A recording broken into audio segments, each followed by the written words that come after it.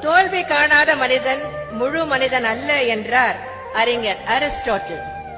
உங்கள் வாழ்க்கையில் ஏற்படும் துன்பங்களைக் கண்டு துவண்டு விடாதீர்கள். கடவுள் மீதும் உங்கள் திறமையின் மீதும் முழு நம்பிக்கை வைத்தால் துன்பங்களை முறியடித்து வெற்றியை எட்டுவது நிச்சயம்.